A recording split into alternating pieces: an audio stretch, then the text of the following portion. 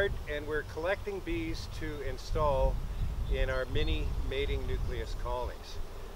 We need approximately one frame of bees for each nuke that we're going to be making up.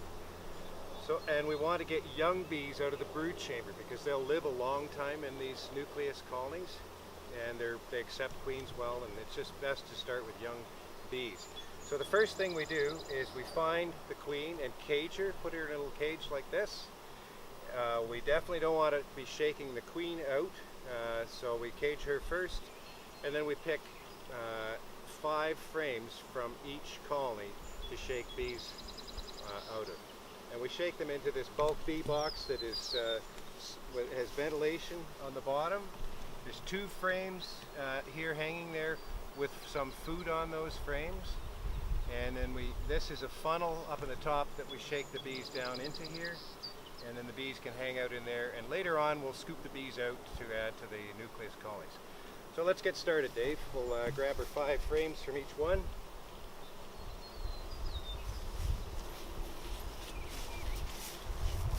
See all the bees there?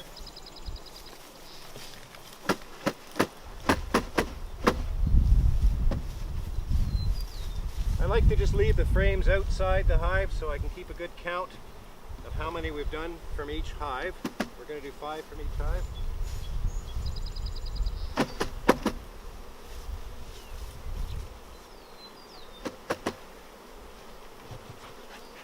That's pretty much all there is to it, just pulling them out, shaking them off.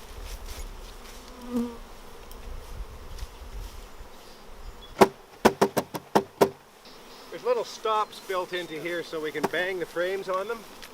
These colonies have a lot of brood in them, so they'll very quickly replace the bees that we've shaken out. Just hold that frame up there, Dave, so you can see all that brood that's going to be hatching out to replace these bees.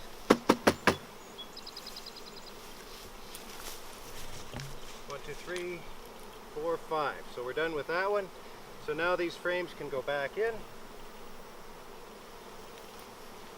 And we move on to the next hive.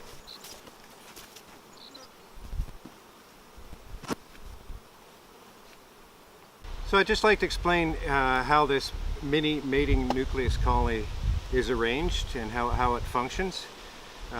This is the feeder, a trough area there that we can fill up with sugar syrup or candy. There's a queen excluder in between there so the queen can't get into this area because they can build comb in this area and the queen could be laying in there and that would be difficult to find her there. So that's what that queen excluder is for. Then each of these frames is made up in a way that they have no bottom bar, and we put a strip of foundation in, and each year we start with having them build new comb. So we melt these out when we're done with them at the end of the year. So that's the one frame. You can see on that frame we have half of a pheromone strip, and you can also see how attractive that is for the bees. So that pheromone strip smells like a queen, and it helps to hold the bees inside these nucleus colonies. They have no brood, no comb, no queen, and so they're prone to absconding from them. That little strip of queen smell holds the bees in there until they get a queen hatching out.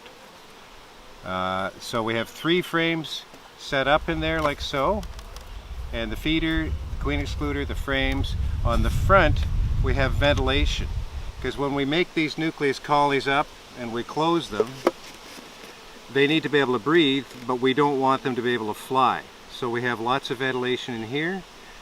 We set them up, and then the following morning we open up the entrance, and then they can fly, and we've removed that ventilation so they're not getting too chilled at night. So they then have an entrance hole. On the bottom of the nucleus colony is a slide that pulls up so that we can pour the bees in. So that gives us access to pour the bees in, and there's lots of space in there because there's no comb inside the box. And when it's in this position here, it has ventilation at the bottom as well, so they have flow-through ventilation when we have the entrance closed. Venting here and venting at the bottom of the nucleus as well. So now we'll load them up with bees. Okay, so now we're ready to put the bees into the mini nucleus colonies. We have our bulk bee box here with the screen all around. We've brought back from the other yard, and we're going to be scooping bees out of those to add into the nucleus colonies. So I'm going to be scooping the bees out and dumping them in. Dave's going to be closing the nukes up and flipping them over and banging them down to get the bees to the bottom of the box. And then Stephanie is going to be pouring sugar syrup in, and then Brooke is going to be putting the cells in after that. Let's go. So we open it up, get it ready to open, and then bang it down hard, and then shake the frames,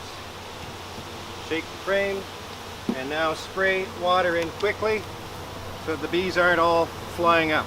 We wet them down like this so they don't fly, and periodically we need to reapply more water. And then we take our scoop and we scoop up the bees. But you can see what they look like in the bottom here. Just a big mass of bees in the bottom. And we'll measure up 1.5 cups. There's 1.5 cups there. And then we dump them in. And then Dave takes over.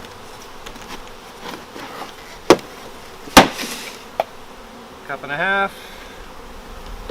Dave closes those up, bangs them, and then you can see that Stephanie's pouring in the sugar syrup, and then Brooke will be putting in the cell.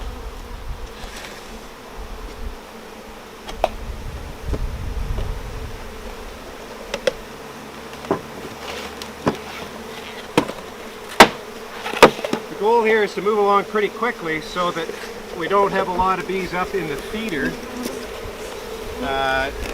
who would get drowned with the sugar syrup.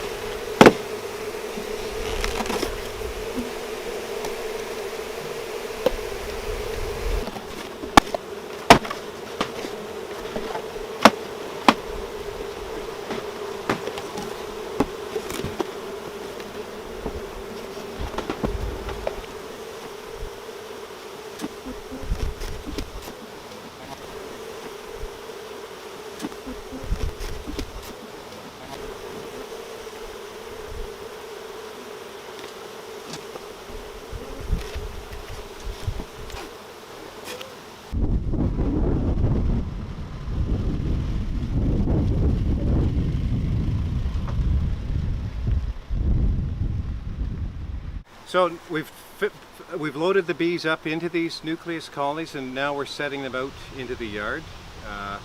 We leave them in place overnight and then open them up the following morning. But these are in a different location than where we collected the bees from, so they will orient to this new location. Take them over, and we set them onto cement blocks and then strap them into place, because the raccoons will get in here and tip them and drink the syrup. So if we have them on the cement blocks like that, it gets them up out of the grass so the queens and bees can get in and out quite easily, but the coons can't tip them over to access the syrup. Tomorrow morning we're going to come back. We will pull out this tack, which keeps the door shut.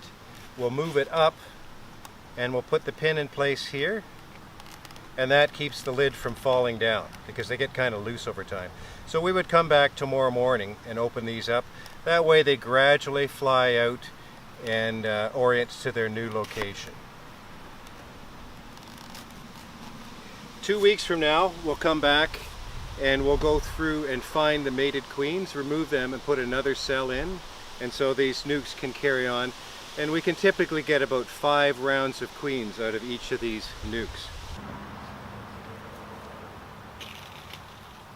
So we're back here after 2 weeks. 2 weeks ago we made up these nukes and we put in a queen cell into each one of them.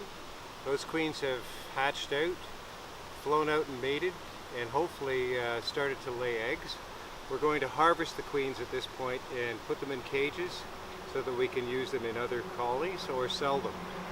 So to go through this, what we do is we unstrap the hive, we hold with our thumb on the bottom here, and then pull gently up on the lid, and then flip that lid over beside here, turn the box, and first of all have a look at the queen cell. We can see that the queen has hatched out. It's open at the bottom there, so we're done with that.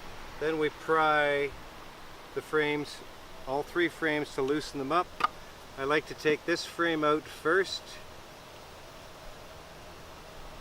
and look for the queen, and there she is. Very often the queen is on this frame, and we've got eggs I can see in there. She's a good size. She's motoring around,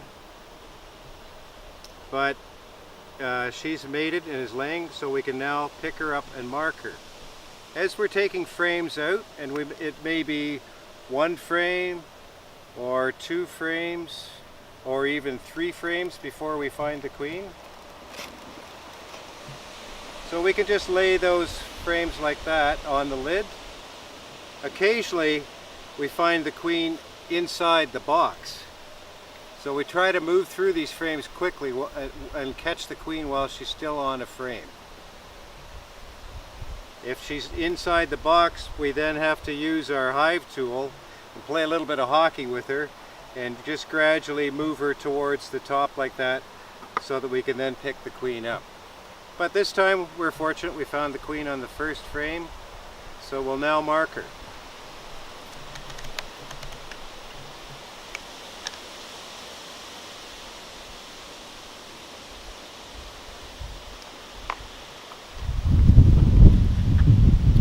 Clip the right wing since it's an even year.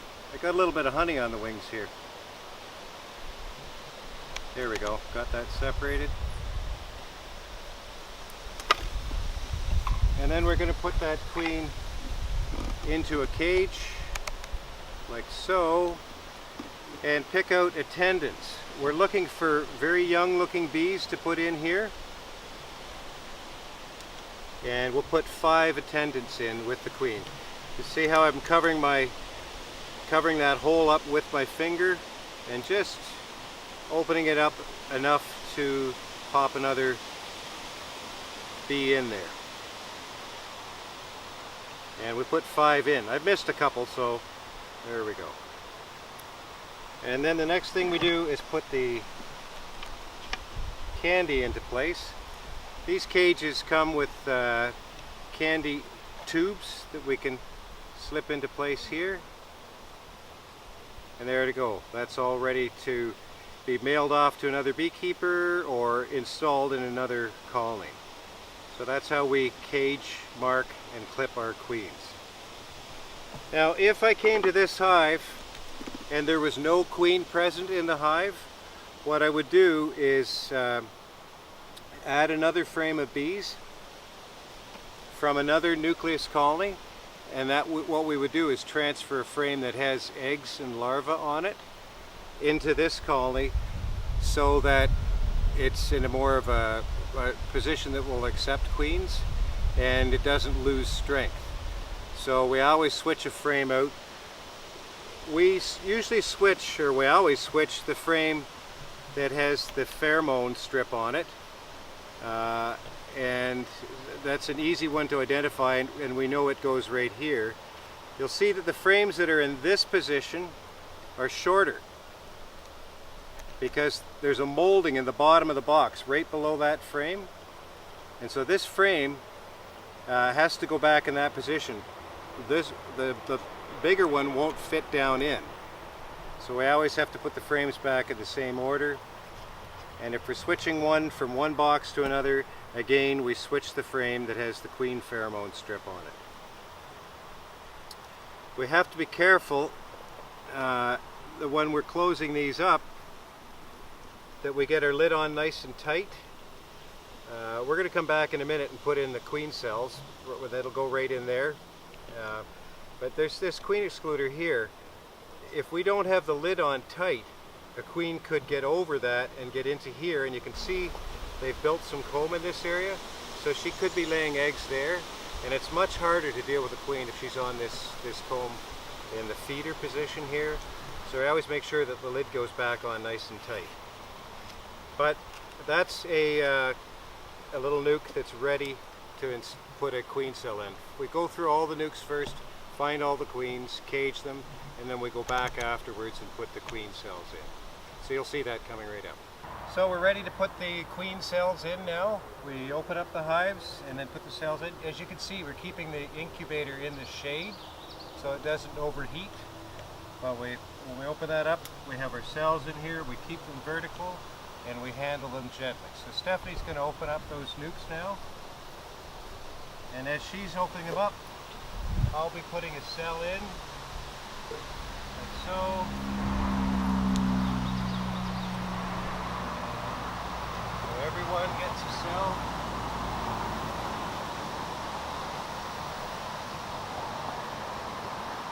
And then as soon as we've got all the cells in,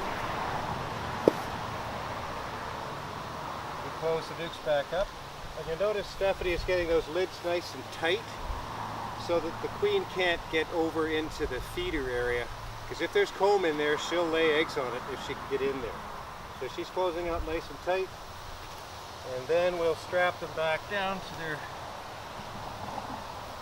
their hive stands. And we'll come back again in 2 weeks to harvest another round of queens. So just a little recap of this whole process. We prepare the nucleus boxes with new strips of foundation. We put in the pheromone strips. Then we go out to a bee yard. We collect bees at a different location in a bulk bee box. We bring them back to this location, dump in a cup and a half of bees, fill up the tank with sugar syrup, add a queen cell, and then set them out into place. We open them up the following morning. 2 weeks later, we come back and hopefully we have a mated queen in each of these little nucleus colonies. It's very easy to find queens inside these because they're so small. That's one of the chief advantages. They use very few bees, very few resources, and they're easy to find queens in. I love them.